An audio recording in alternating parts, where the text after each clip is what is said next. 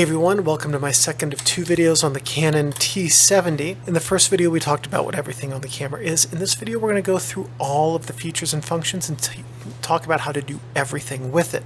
We're going to start because this camera is an electronic camera and can do absolutely nothing whatsoever without batteries by replacing the batteries. To get into the battery chamber, you simply push back on this lever here and the door will pop open. You grab the two batteries that were in it that you need to replace and you pull them out. Now this camera does work really well with rechargeables. It takes two AA's. Rechargeables are always a great option if you can use AA batteries in your camera. To load them, you can see here there's a little guide.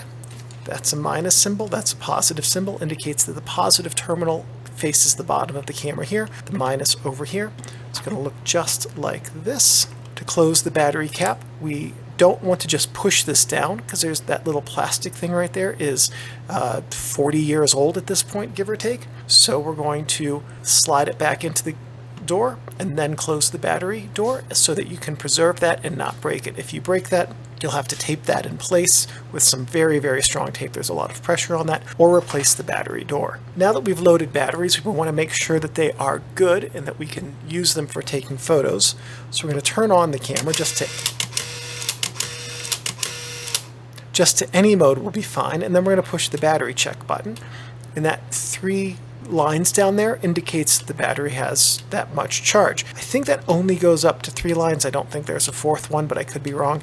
Anyway, that's suitable charge. Next thing we're going to do, because we want to be able to go out and start taking photos, is we're going to change lenses on the camera. Now this camera is really designed to take FDN lenses, and that's what we're going to talk about with it. We're going to talk about how to use those. FDN lenses have a little silver button here on the bottom of them, and what you do to remove one is you push the silver button and then you rotate it until the red dot is aligned on the lens, aligns with the red dot on the camera, and then you can just remove them just like that.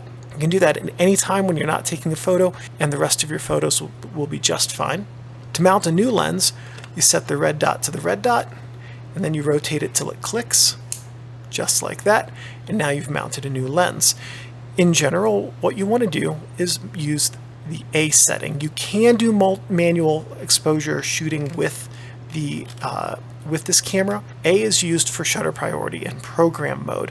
What I will do when we talk a little bit later in this video about shooting modes, I'll show you how to shoot manual modes with this.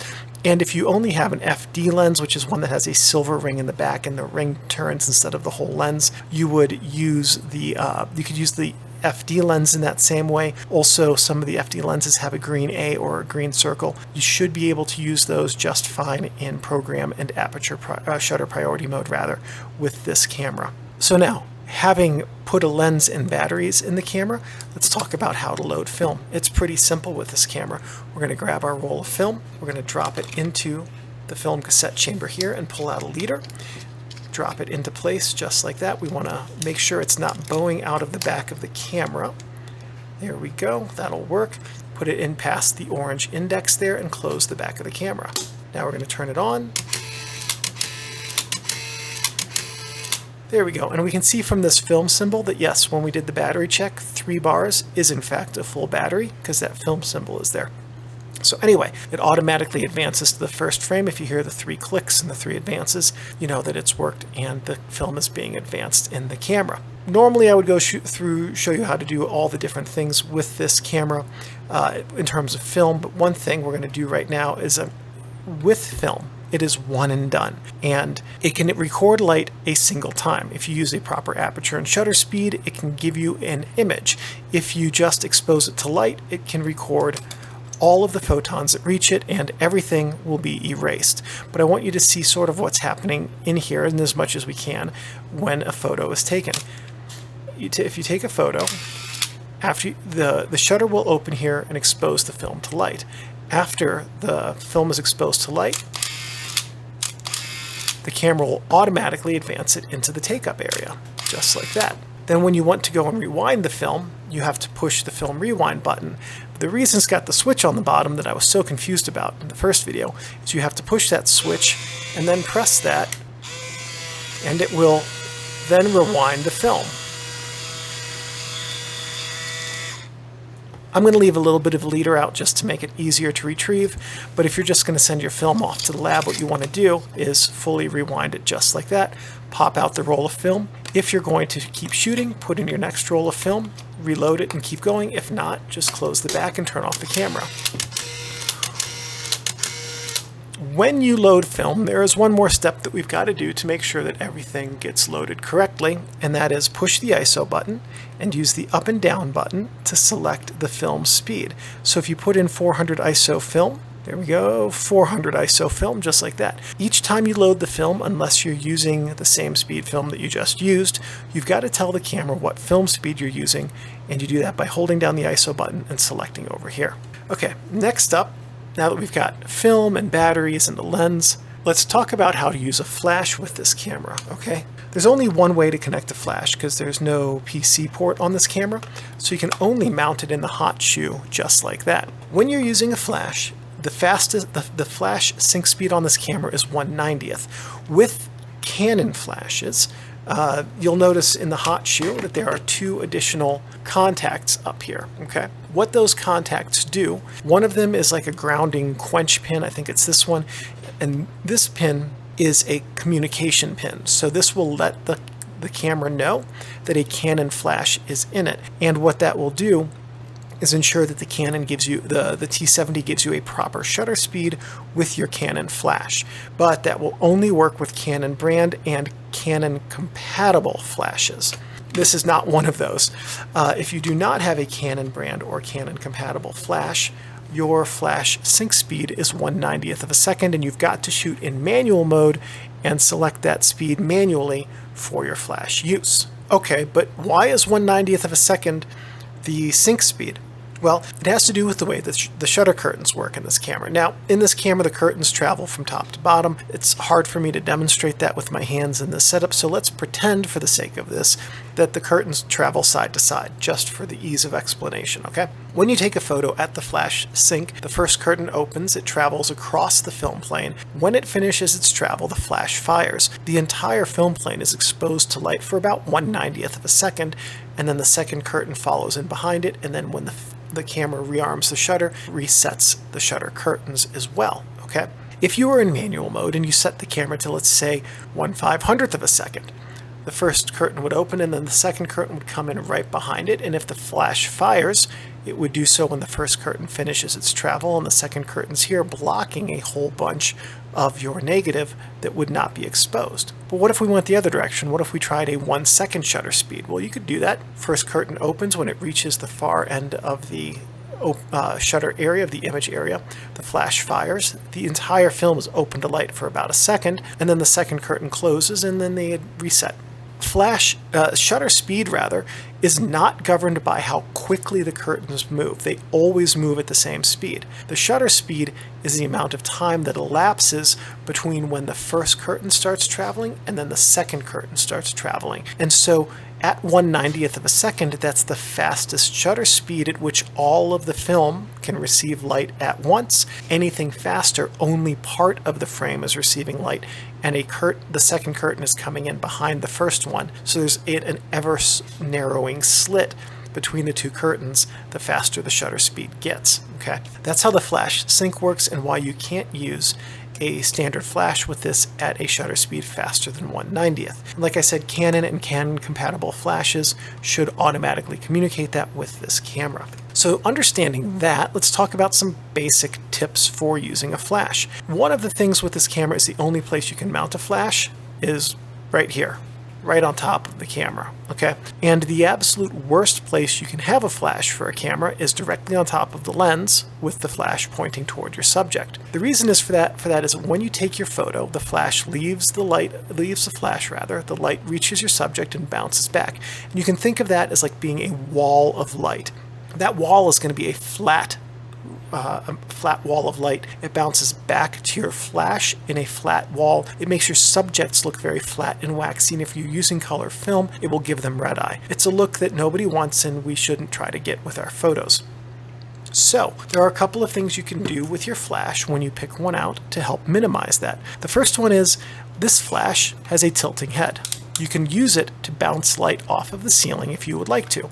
Some flashes, in addition to having a tilting head, have a swiveling head. This one does not. So if you have a ceiling, you can just tilt the head upward and bounce light off of it. If you're outside near a wall or you're inside a space with a very high ceiling, you could find a wall and swivel your head, your flash head, to bounce light off of the wall and give your subject some good and flattering lighting.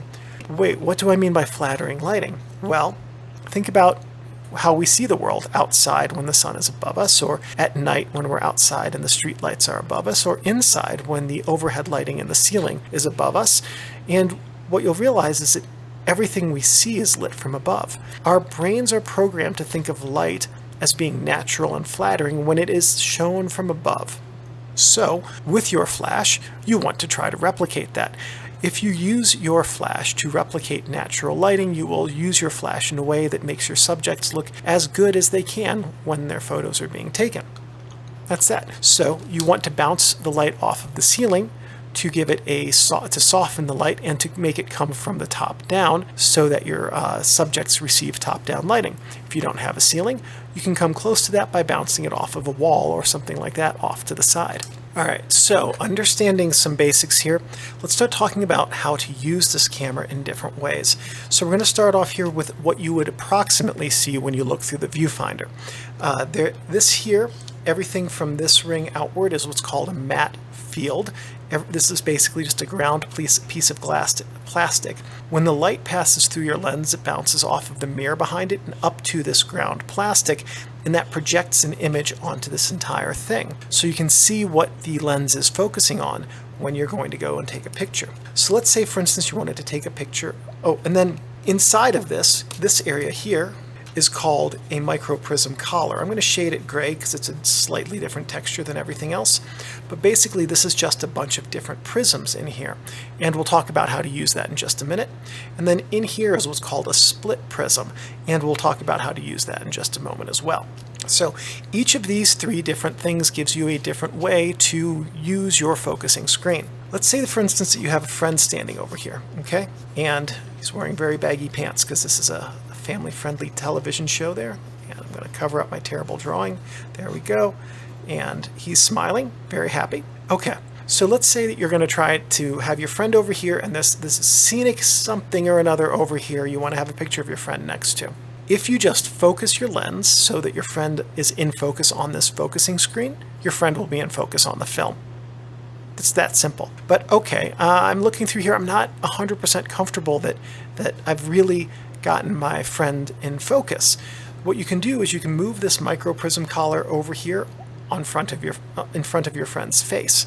And everything in here, if it's out of focus, will look pixelated and blocky, okay? And what you can do with this pixelated and blocky thing is as you focus, it will suddenly just snap right into focus. And when something snaps into focus on the microprism screen, it's going to be in focus on your film. And so you move this over your friend's face, get your friend's face in focus, and then recompose to the image you want, and then you can get your friend's face in focus.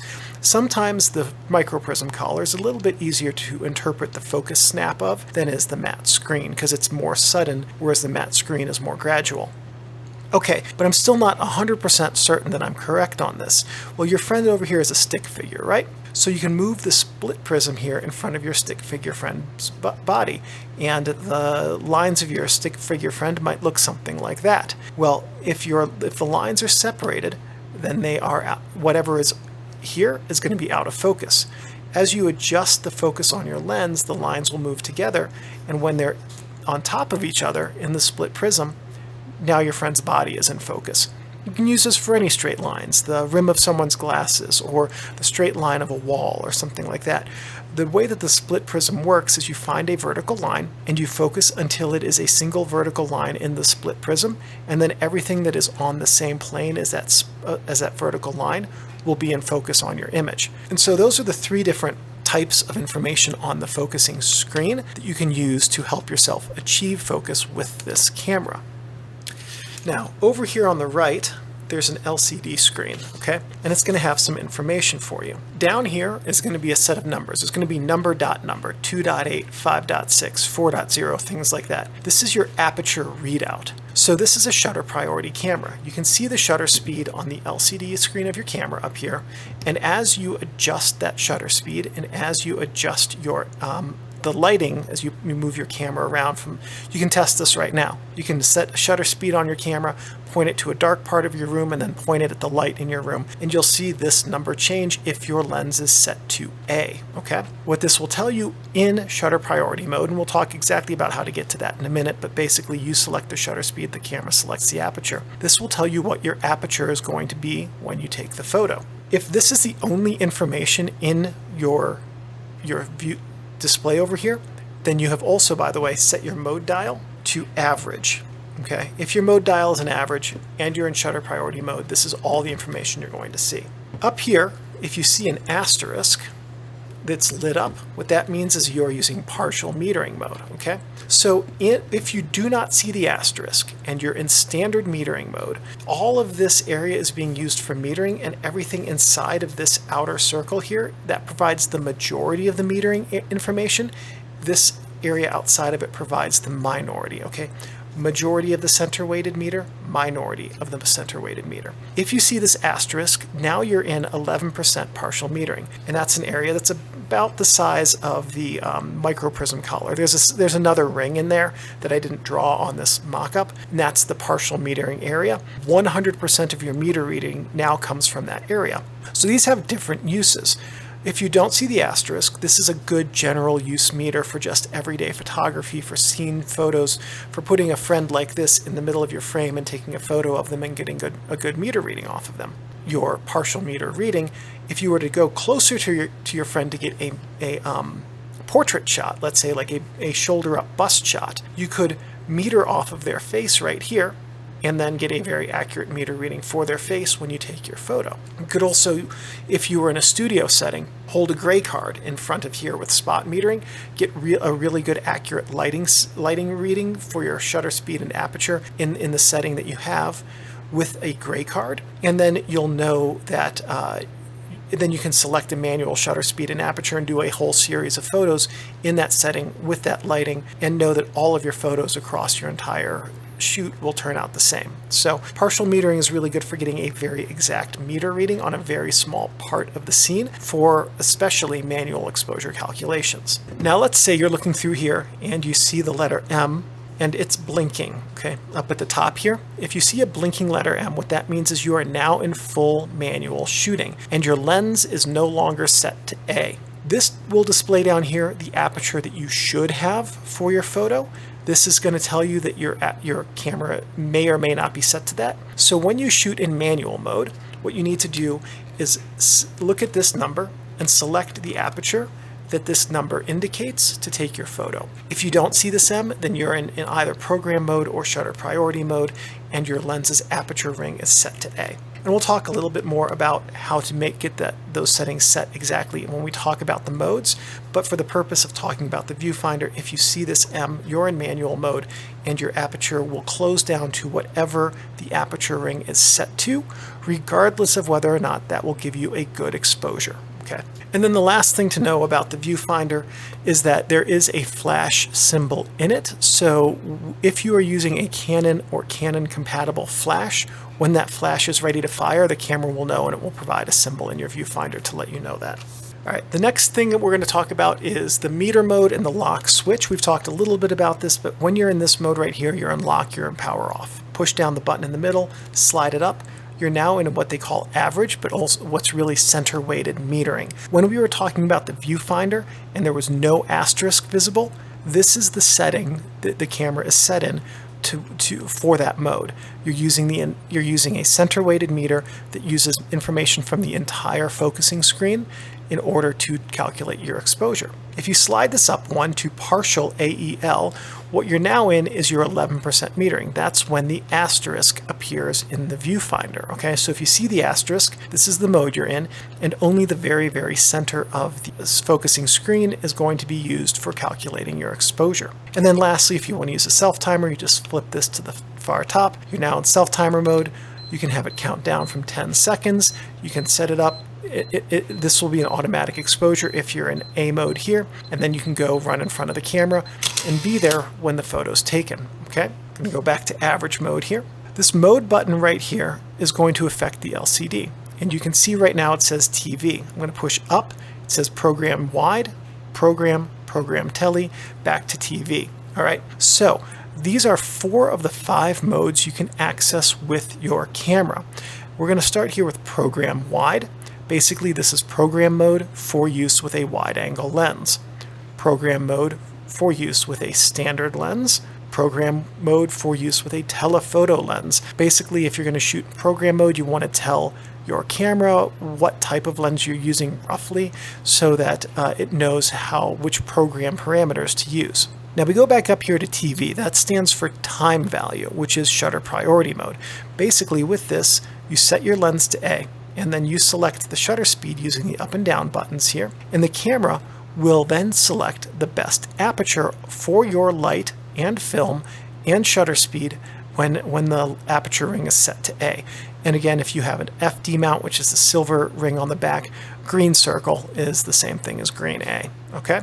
But if you want to shoot full manual mode, all you have to do is rotate the shutter or the aperture ring out of A to a specific setting. Now you see full M in here. The red M is blinking in the viewfinder, and what you're going to do is use the shutter speed here. You're going to select the shutter speed, and as you select the shutter speed, the aperture readout in the viewfinder will change. When that changes, you're going to select the aperture here to have this aperture match what's in the readout, okay? And then you'll have a proper exposure when you've selected your shutter speed and your aperture, and the aperture number matches what's in the readout. The other way you can do this is you can use it sort of like aperture priority mode. You can say, you know what, I'm indoors and I want to take a portrait with a really shallow depth of field. I know that I want f1.4. So I've got f1.4, and now I'm going to adjust the shutter speed until I get to a number that gives me f1.4 in the viewfinder, and that's another way to use manual mode. You can select your aperture first and then select your shutter speed until your aperture number matches the one you want to use, or you can select the shutter speed and then adjust your aperture ring to match what's displayed in the viewfinder. Either way is perfectly good and perfectly fine. It's a matter of how you want to shoot with your camera. One last thing about modes I forgot to mention, because I put it last in my notes accidentally. I could not find anywhere in specific guidance about what constitutes a wide, normal, or telephoto lens for the program mode. So a rule of thumb that you could use to start testing with would be a wide lens is anything 35 millimeters or wider. 35, 28, 24, 20, anything like that would be wide. A normal lens would be anything from 36 millimeters to about 74. 50 millimeters is generally considered the normal lens. That moves, that places 50 millimeters about in the middle of that range. Tele would be anything from 75 millimeters and longer. 75 millimeters is what's considered a short tele. 135 is like a portrait tele. 400, 500 are considered ultra tele lenses, but basically, as a rule of thumb to play around with and start with, 75 millimeters and longer would be considered a telephoto lens. All right, on the front of the camera, we have a couple of controls here. Now, the center button here is really easy. What this is called your exposure preview button. There is a way to get an exposure preview, which is a preview of your aperture and shutter speed by half pressing the shutter button. But if you accidentally press it too far, you might find yourself taking a photo and wasting a frame. You don't want to do that. So if you want to just find out what your aperture and shutter speed should be without a risk of accidentally taking a photo, just press this button down, and that will show you your aperture and shutter speed on the LCD screen, aperture in your viewfinder. Okay, so this button, it will lock your shutter speed. So let's say that you want to meter off that gray card. Now you can lock that shutter speed in so that the shutter speed won't change. But it will only work if your switch up here is set to partial AEL. If you are set to average, that lock switch doesn't work. So that's what this button assembly does. Exposure setting preview. In AEL mode, you can lock your shutter speed so that it doesn't change as lighting conditions change. So now, having gone through all of that, let's talk about how to take a photo with the Canon T70. and it's pretty simple. All you have to do is select your setting that you want to use. What type of metering? Average or partial? Okay. You've loaded your film, you've got the film set correctly, you've selected your mode. You want to be in one of the program modes, or shutter priority, or manual exposure. However you're going to shoot it, you're going to dial in your settings, you're going to obtain your meter reading, you're going to focus on your subject, and you're going to take a photo. Just like that. It's that simple. This is designed so that you do all of your settings ahead of time, and if you're in one of the automatic modes, the exposure is calculated when you take the photo, and if you're shooting in manual mode, you get all of your settings put in place, and then the camera takes the picture as you tell it to, regardless of whether or not that's right. So that's pretty simple for taking a photo. What about double exposures? Well, you can't. And I don't know if you've heard or not, but as soon as the photo's taken, the film advances. So the T70 has double exposure prevention built into it, so you cannot do a double exposure with this camera. Or I should say, if there's a way, I could not find it, but I believe it to be the case that this camera cannot do double exposures. And with that, we've talked about everything there is to talk about with the Canon T70. Thank you for watching, and I'll see you in whatever camera videos come next.